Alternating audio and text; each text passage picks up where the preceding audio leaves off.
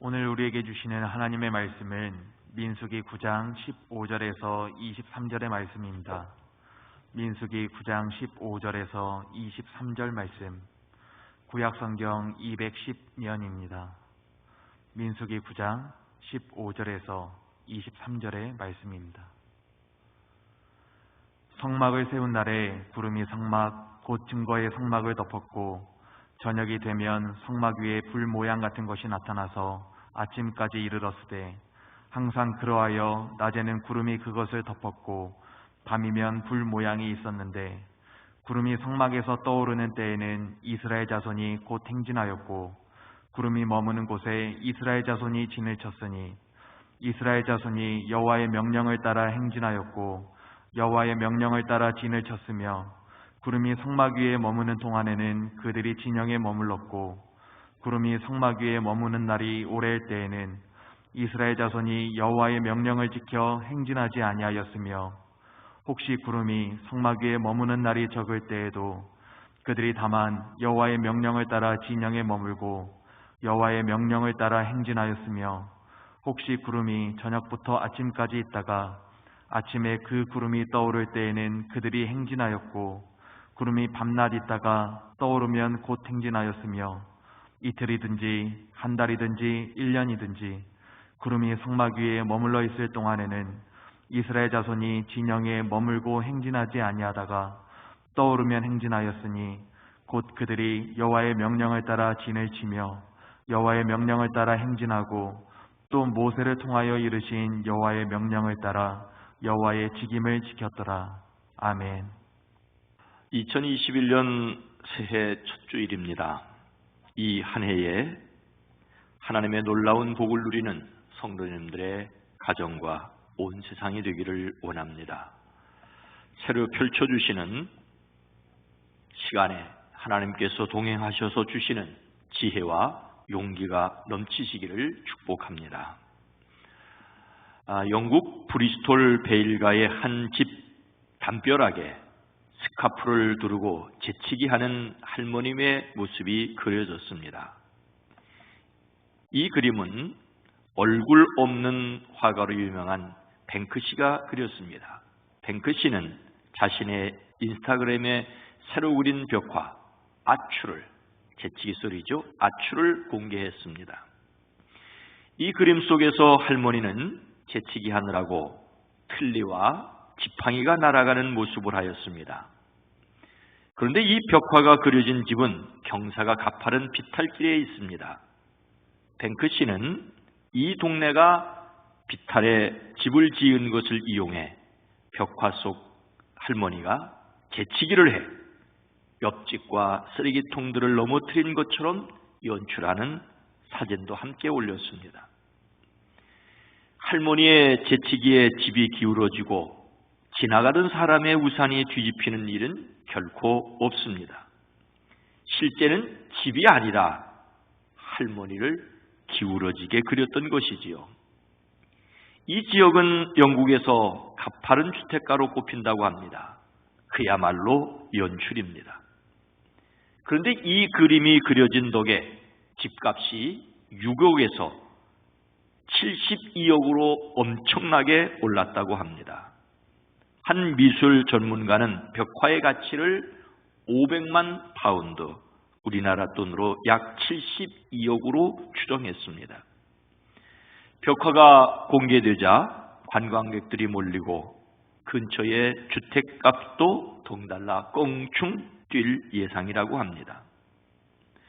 어떻게 벽화 하나 그렸다고 집값이 6억에서 72억으로 12배나 오를 수 있을까요?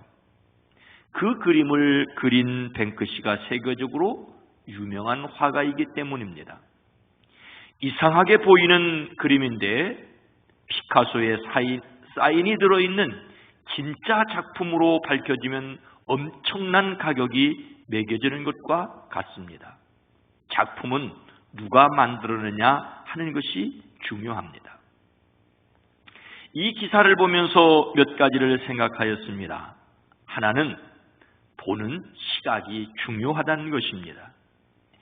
재채기를 하는 할머니만 본다면 할머니가 재채기하여 건물이 기울어진 것으로 착각할 수 있습니다. 이 그림에 속을 사람은 없지만 다른 사람이 꾸민 것에 속고 연출된 것에 놀아날 수 있는 세상입니다. 그래서 참으로 조심해야 합니다. 또 생각해야 할 것은 그래서 집값이 올랐다는 것입니다. 기억하십시오. 아무나 낙서를 한다고 집값이 올라가는 것은 아닙니다. 누가 그렸냐 하는 것이 중요합니다. 그리스도인들은 하나님의 작품입니다. 예수님의 핏값을 주고 그래서 하늘에 앉은 자들입니다. 알곡과 가라지를 가를 때 그 가치가 드러날 것입니다. 사람의 시각이 아니라 하나님의 눈으로, 하나님의 가치로 살아가는 저와 여러분 모두가 되기를 주의 이름으로 축복합니다. 2021년에 우리 교회는 유아유치부, 어린이부, 청소년부의 주일 공가와 청년부를 비롯한 장년주일 설교 본문을 꿈이 있는 미래의 과정에 따릅니다. 꿈이라고 표현되는 이 과정은 부모와 자녀 세대의 통합을 목적으로 초교파적으로 사용하고 있습니다. 학생들과 가정에 좀 더 좋은 자료를 제공할 수 있을 것으로 기대하고 있습니다. 그러나 어떤 교재를 사용하느냐 하는 것보다 어떻게 참여하느냐 하는 것이 더 중요합니다. 온 교회가 같은 말씀을 듣고 나누고 살아감으로 하나님이 기뻐하시는 일이 우리 교회를 통하여 일어나기를 바랍니다. 올해는 꿈미의 모든 세대를 아우르는 말씀과 예수님의 성품을 담는 큐티를 통하여 더욱 성숙해가는 한 해가 되기를 저는 기대하고 있습니다. 오늘 말씀은 따름이라는 1월의 주제에 맞춘 구약 민수기의 내용입니다. 출애굽한 이스라엘이 광야에서 어떻게 하나님의 말씀을 따르는지를 통하여 우리도 2021년 한 해를 하나님의 작품이자 그의 백성으로 하나님을 따르기를 결심하려고 합니다. 하나님께서 아브라함에게 하신 약속을 지키셨습니다. 모세를 통하여 이스라엘을 애굽에서 나와 홍해를 건너 시내산에 이르게 하셨습니다. 그곳에서 그들과 언약을 맺으셨습니다. 여호와께서 그들의 하나님이 되고 그들은 하나님의 백성이 되기로 한 것이지요. 모세는 시내산에 올라가 하나님의 말씀을 들었고 백성들은 모세를 통하여 들은 그 말씀을 지키기로 약속을 했었습니다. 하나님께 받은 말씀판을 넣은 언약궤를 보관할 거룩한 천막, 성막을 세웠습니다. 출애굽한 후 제2년 1월 1일에 성막을 완성하였고 성막을 세우자 그 위에 구름이 덮였습니다. 저녁이 되었을 때는 불같은 것이 나타났습니다. 이제 이스라엘은 성막과 함께 가나안을 향하여 행진하게 되었습니다. 그들은 어떻게 하였을까요? 17절 말씀입니다. 구름이 성막에서 떠오르는 때에는 이스라엘 자손이 곧 행진하였고 구름이 머무는 곳에 이스라엘 자손이 진을 쳤으니 시내산에서부터 가나안까지 이르는 그들의 행진은 매우 단순한 것이어야 했습니다. 그것은 성막 위에 구름을 따르는 것이었습니다. 구름이 성막 위로 거쳐 올라가면 그것을 보고 다음 길을 떠날 준비를 했습니다. 구름이 내려와 머물면 이스라엘 자손은 바로 그 자리에 진을 치고 머무는 것입니다. 그 구름이 성막 위에 여러 날 동안 오래 머물면 이스라엘 자손은 그곳에 여러 날 오래 머물렀습니다. 구름이 성막 위에 머물러 있는 날 동안에는 그들은 진에 머물렀습니다. 구름이 며칠만 머무는 때도 있었는데 그때는 그들은 며칠만 머물렀습니다. 때로는 저녁부터 아침까지만 머무를 때가 있었습니다. 그럴 때도 아침이 되어 구름이 거쳐 올라가면 그들은 길을 떠났습니다. 낮이든 밤이든 구름만 거쳐 올라가면 그들은 길을 떠났습니다. 그들은 구름이 움직이면 계속해서 따라 움직였습니다. 그들은 구름과 함께 머물고 따라갔습니다. 어떤 사람들은 하나님께서 이스라엘을 인도하신 구름 기둥과 불 기둥을 시내산의 자연현상과 연결시키기도 합니다. 당시 시내산에 화산이 폭발하였을 것이라고 상상하고 화산에서 나오는 연기가 낮에는 구름처럼 보였을 것이고 화산에서 나오는 불꽃이 밤에는 불기둥으로 보였을 것이라는 것입니다. 이러한 상상은 하나님의 능력을 믿지 않는 사람에게 도움을 줄 수 있을지 모르지만 역시 하나님의 능력을 믿지 않습니다. 하나님은 그때 거기에서 특별하게 일하셨습니다. 성경에서 구름은 하나님께서 강력하게 임하신다는 초자연적인 사실을 설명하는 도구로 종종 사용되었습니다. 하나님께서는 그때 거기서 그렇게 일하셨습니다. 하나님께서 이끄시는 대로 하나님께서 나가시면 함께 나가고 하나님께서 멈추어 서면 함께 멈추어 서는 2021년이 되기를 주의 이름으로 축복합니다. 하나님께서 출애굽한 이스라엘을 광야에서 인도하실 때 성막 위에 임한 구름은 과연 무엇이었을까요? 오늘 말씀은 그들이 무엇을 따라 움직였다고 말씀하고 있습니까? 18절 말씀입니다. 이스라엘 자손이 여호와의 명령을 따라 행진하였고 여호와의 명령을 따라 진을 쳤으며 구름이 성막 위에 머무는 동안에는 그들이 진영에 머물렀고 이스라엘 사람들의 눈에 보이는 것은 구름이었습니다. 구름이 멈추면 그들도 멈추고 구름이 움직이면 그들도 움직였습니다. 그런데 그들이 구름을 따라 행진하고 구름을 따라 머물렀다라고만 말하고 있지 않습니다. 그들이 여호와의 명령을 따라 행진하였고 여호와의 명령을 따라 진을 쳤다라고 명령이라고 말합니다. 오늘 말씀에는 광야에서 그들을 인도하신 구름을 여호와의 명령이라고 말합니다. 여호와의 명령이라는 말에 특별히 주목해야 합니다. 20절에도 여호와의 명령을 따라 진영에 머물고 여호와의 명령을 따라 행진하였음이라고 말하고 다시 23절에는 여호와의 명령이라는 말을 3번씩이나 사용하고 있습니다. 사람이 가장 알아듣기 쉬운 방법은 눈으로 보여주는 것이지요. 그래서 그들에게 성막에 임하는 구름을 보여주셨습니다. 예수님을 따르던 사람들이 예수님을 억지로 임금으로 삼으려고 오해하기도 하였지만 그들이 눈으로 직접 볼 수 있게 기적을 일으키셨습니다. 가나에서 제자들은 물로 포도주를 만드시는 예수님을 보고 믿었지요. 그러나 하나님은 사람들이 눈으로 보는 곳에 머물러 있기를 원하지 않습니다. 깨닫지 못하는 사람을 위하여 보여주는 방법을 사용하기도 하시지만 그들이 보이는 것을 통하여 보이지 않는 것을 보고 듣고 깨닫기를 원하십니다.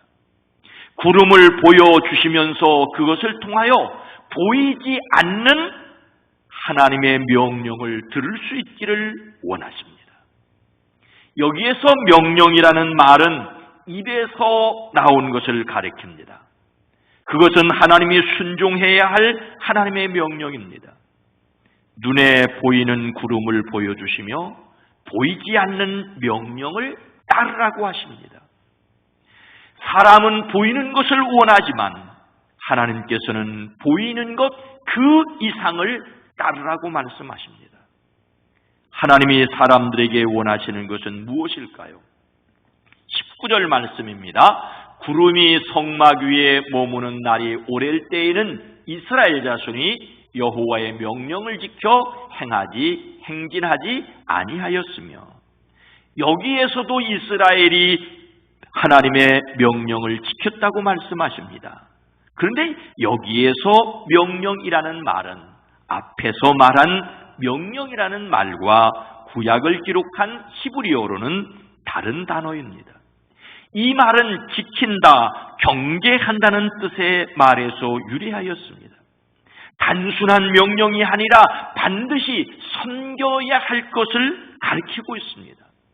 더욱이 지킨다는 말은 둘레에 가시로 울타리를 치고 지킨다는 것인데, 주로 언약이나 율법이나 법규 등을 주의하여 지키는 것을 가리킵니다. 이스라엘이 광야에서 구름이 멈추면 멈추고 움직이면 움직였던 것은 하나님의 백성으로서 하나님의 말씀에 절대적으로 순종하였다는 것입니다. 그들은 하나님의 명령에 따라, 말씀에 따라 움직였습니다. 여기에서 구름이라는 보이는 신호보다 생각하고 따라야 할 명령이라고 하는 것을 우리는 기억해야 합니다. 거리의 신호등에 파란불이 들어오면 앞으로 가고 빨간불이 들어오면 가던 길을 멈추는 것은 어쩌면 가장 쉬운 방법입니다. 그런데 하나님께서 원하시는 것은 신호등처럼 구름을 따라 기계적으로 움직이는 것이 아니었습니다. 어떤 사람들은 신호등에 빨간불이 들어오면 빨리 가라는 것이라고 생각하고 빨리 가고, 노란불, 즉 황색불이 들어오면 황급히 가라는 건 줄 알고 멈추지 않고 달리는 사람이 있다고 합니다. 그것은 그 사람은 그렇게 생각하는 거지만 잘못된 일입니다. 사람이 설계하기 나름이겠지만 앞으로 사람이 직접 운전하지 않는 자동차가 나오면 그 자동차는 절대로 그렇게 하지 않을 것입니다. 하나님께서 사람들에게 원하시는 것은 하나님의 마음을 알고 사람이 마음을 다하여 따르는 것입니다. 이것이 생각을 가지고 있는 사람이 해야 할 일입니다. 성경은 너는 마음을 다하고 뜻을 다하고 힘을 다하여 내 하나님 여호와를 사랑하라고 하십니다. 예수님은 이것이 첫째 되는 계명이라고 하셨지요. 하나님은 사람이 철저하게 순종하기를 원하시지만 기계처럼 생각 없이 순종하기를 원하지 않으십니다. 하나님의 말씀이라며 사람을 억압하고 강제로 지키게 하려는 것은 아무리 좋은 뜻이라도 잘못된 것입니다. 더욱이 사람이 사람을 통제하려 들면 위험합니다. 하나님이 원하시는 것은 마음을 다하여 사랑하는 것입니다. 2021년 구름이라는 신호를 통하여 하나님의 명령에 마음을 다하여 순종하는 저와 여러분이 되기를 주의 이름으로 축복합니다. 하나님께서 이스라엘에게 구름을 보여주시며 하나님의 명령을 들으라고 하십니다. 신호를 보여주시며 마음을 다하여 들으라고 하십니다. 그래서 그들은 어떻게 하였을까요? 21절 말씀입니다. 혹시 구름이 저녁부터 아침까지 있다가 아침에 그 구름이 떠오를 때에는 그들이 행진하였고, 구름이 밤낮 있다가 떠오르면 곧 행진하였으며, 오늘 말씀에는 구름 그리고 명령이라는 말과 함께 자주 등장하는 말이 있습니다. 바로 행진하다는 말입니다. 무려 9번이나 사용되었습니다. 사용 횟수가 중요한 것이 아니지만 사용 횟수가 많다는 것은 그 말을 강조하고 있다는 것입니다. 우리는 구름과 명령과 함께 행진이라는 말에 관심을 가져야 합니다. 여기서 행진이라는 말은 본래 잡아 뽑다는 뜻입니다. 특히 천막에 말뚝을 뽑는 것을 가리켰습니다. 이스라엘은 광야에서 집을 짓고 산 것이 아니라 천막을 치고 살았지요. 천막을 칠 때 먼저 기둥을 세우고 그 위에 하늘을 가리는 천을 덮고 움직이지 않도록 말뚝을 박아 줄을 단단히 고정을 합니다. 그런데 천막을 고정한 줄을 묶은 말뚝을 뽑는다는 것은 천막을 걷고 행진하기 위하여 준비한다는 것입니다. 이스라엘은 광야에서 천막을 치고 걷기 위하여 말뚝을 박고 말뚝을 뽑는 일을 계속했습니다. 구름이 머무를 때는 말뚝을 박고 구름이 움직이면 가차없이 말뚝을 뽑고 다시 출발했습니다. 이스라엘의 광야 생활은 끊임없이 다시 시작하는 것이었습니다. 하루 이틀 며칠 동안 머물며 미처 짐을 풀지 못했어도 구름이 떠나면 출발했습니다. 몇 달을 머물면서 머무는 것이 몸에 적응되었다 할지라도 다시 시작했습니다. 심지어 하나님을 원망하고 불평하고 재앙을 받고 나서도 다시 행진을 시작했습니다. 그들은 거듭 다시 시작을 했습니다. 우리는 말씀 따름을 다시 시작해야 합니다. 하나님께서 우리에게 2020년을 지나간 해라고 접어주시고 2021년을 새로운 해라고 펼쳐주었습니다. 2021년이 새해가 되는 것은 무엇입니까? 달력이 달라졌기 때문입니까? 아닙니다. 새롭게 출발하라는 것입니다. 새롭게 시작하라는 하나님의 선물입니다. 지금까지 가졌던 생각을 버리고 새로운 마음으로 다시 시작하는 것입니다. 집을 옮기는 것이 아니라 마음을 새롭게 해야 합니다.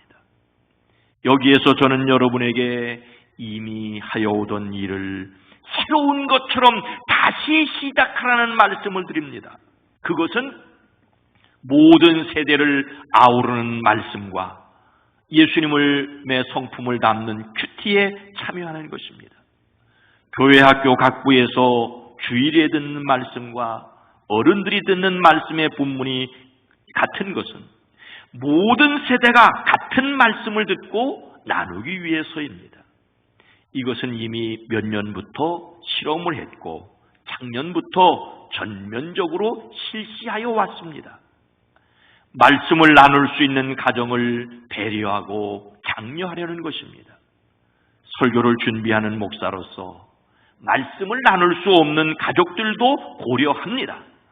하지만 이 일을 통하여 말씀을 나누려는 가정을 도우려고 합니다. 부디 하나님의 말씀을 다시 시작하는 개인과 가정이 되기를 주의 이름으로 부탁을 드립니다. 성경은 성경에 대하여 모든 성경은 하나님의 감동으로 된 것으로 교훈과 책망과 바르게 함과 의로 교육하기에 유익하니라고 말씀하십니다. 우리는 살아있고 활력이 있어 좌우의 날선 어떤 검보다도 예리한 하나님의 말씀에 우리의 마음과 생각과 뜻을 맡겨야 합니다. 온 가족이 같은 말씀을 듣고 나누는 것과 함께 예수님을 담는 큐티에 온 성도들이 참여할 수 있기를 바랍니다. 여기에는 하나님께서 우리로 그 아들의 형상을 본받게 하기 위하여 미리 정하셨다는데 이유가 있습니다. 하나님은 예수님을 믿는 모든 사람들이 예수님을 닮아가기를 원하십니다. 이를 위하여 저를 비롯한 교역자들이 많은 시간과 수고를 쏟고 있습니다. 설교 원고를 작성하고 영상을 편집하고 온라인에 게시하는데 많은 시간과 노력을 들이고 있습니다. 코로나19로 목사들이 해야 할 일이 줄어든 것이 아니라 마음을 써야 할 일들이 더 많아졌습니다. 원고를 공개하고 영상으로 드러내는 일은 결코 가볍지 않습니다. 그러나 아무리 수고를 하여도 성도님들께서 참여하지 않는다면 하지 않아도 되는 수고일 뿐입니다. 말씀을 듣고 나누고 따르는 일을 다시 시작하십시오. 새롭게 시작하는 일이 없으면 결코 달력이 바뀌었어도 새해가 아닙니다. 새로운 말씀 여행을 위하여 말뚝을 뽑으시기를 주님의 이름으로 간곡히 부탁을 드립니다. 사랑하는 성도 여러분, 우리가 잘 아는 예수님의 산상설교는 이렇게 시작합니다. 예수께서 무리를 보시고 산에 올라가 앉으시자 제자들이 곁으로 다가왔다. 예수님께 모여든 사람을 가리켜 무리라고 하였습니다. 예수님의 말씀을 듣는 사람들을 제자라고 합니다. 어떤 목적을 가지고 모이는 사람을 집단이라고 하지요. 그리고 그 집단에 관리하는 조직이 생기면 비로소 단체가 됩니다. 그런데 그 단체에 소속감을 느끼고 서로를 생각하고 위해줄 때 비로소 공동체라고 말을 합니다. 우리 북수원교회 밴드가 있습니다. 가입하신 분들이 400여 명이 넘습니다. 전체 장년교인의 절반 정도가 가입하셨습니다. 그런데 게시글을 꾸준히 읽으시는 분은 100여 명에 남짓합니다. 가입하신 분들의 4분의 1 정도가 글을 읽습니다. 가입한 분들이 집단이라면 게시글을 읽으시는 분이 단체이겠죠. 그런데 글을 읽으시고 표정이나 댓글로 참여하는 분은 5분의 1 정도입니다. 매우 조심스러운 표현입니다마는 소속감을 느끼고 참여하는 분을 공동체라고 말할 때 이분들만이 공동체라고 할 수 있습니다. 물론 이런 일에 서툰 분들이 계시고 다른 방법으로 참여하는 분들도 계십니다. 그러나 분명한 것은 교회가 집단이나 단체에 머무를 수 있다는 것입니다. 서로 신앙을 나누고 교제를 나눌 때에만 신앙 공동체가 됩니다.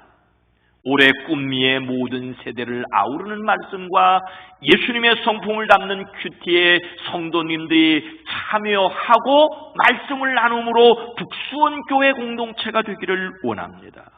올 한 해 승리하시기를 주님의 이름으로 축원합니다.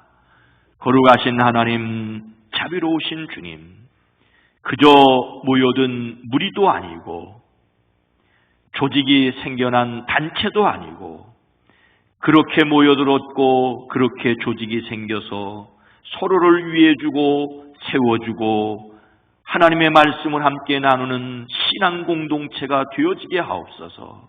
2020년 코로나로 말미암아 함께 모이는 모임이 줄어들었습니다. 2021년을 시작하고도 첫 주일에 함께 모이지 못했습니다.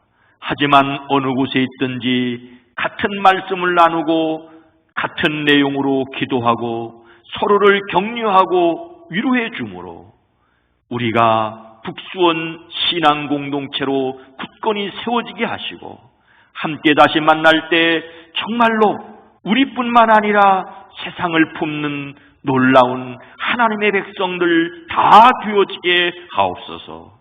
예수님의 이름으로 간절히 기도드리옵나이다. 아멘.